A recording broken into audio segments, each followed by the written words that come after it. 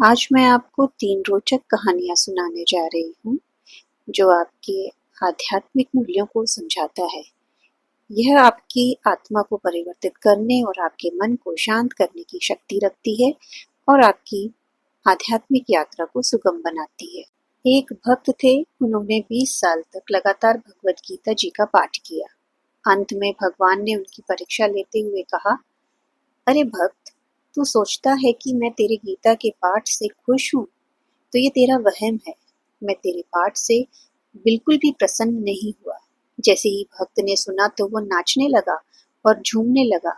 भगवान ने कहा, अरे, मैंने कहा कि मैं तेरे पाठ करने से खुश नहीं हूँ, तू नाच क्यों रहा है? भक्त बोला, भगवान, आप खुश हो या नहीं हो, ये बात मैं नहीं जानता, लेकिन मैं तो इसलिए खुश हूँ कि आपने मेरा पाठ कम से कम सुना तो सही, इसीलिए मैं नाच रहा हूँ। इस कहानी में आपने एक भक्त के भाव को जाना है। अगली कहानी नाम जप महिमा पर है। एक बार तुलसीदास जी ने किसी से पूछा, कभी कभी भक्ति करने को मन नहीं करता, फिर भी नाम जपने के लिए बैठ जाते हैं, क्या उसका भी कोई फल मिल सकता है?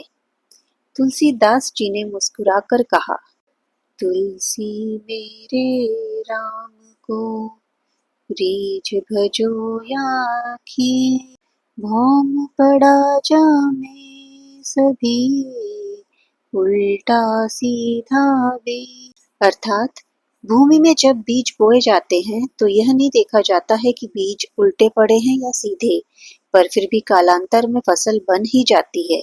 इसी प्रकार नाम सुमिरन या जप करने से कैसा भी किया जाए, उसके सुमिरन का फल अवश्य ही मिलता है।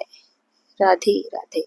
हर व्यक्ति की जिंदगी में कोई ना कोई एक शख्स ऐसा जरूर होता है कि जिसकी शक्ल देखने से या चेहरा देखने से वो कहता है कि उसका तो सारा दिन ही खराब हो गया, उसका मूड ही खराब हो गया। अगर आप लोगों को भी लगता है कि आपकी भी लाइफ में, आपकी भी जिंदगी में कोई एक शख्स ऐसा है, तो ये कहानी आपके लिए है।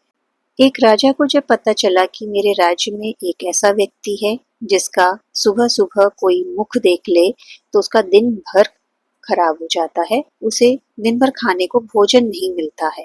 सच्चाई जानने की इच्छा से उस व्यक्ति को राजा ने अपने पास बुलाया और एक रात उसे अपने साथ सुलाया। दूसरे दिन राजा ने सुबह उठते ही सबसे पहले उस व्यक्ति का चेहरा देखा और राजा की काम में व्यस्तता ऐसी बढ़ी कि राजा सुबह से लेकर शाम तक भोजन नहीं कर सका। इस बात से क्रुद्ध होकर राजा ने उसे तत्काल फांसी का दंड देने का ऐलान कर दिया। फांसी का दंड मिलने पर हर फांसी वाले की आखिरी इच्छा जानी जाती है। इसी के खातिर उस व्यक्ति की भी आखिरी इच्छा के अंतर्गत उससे पूछा गया।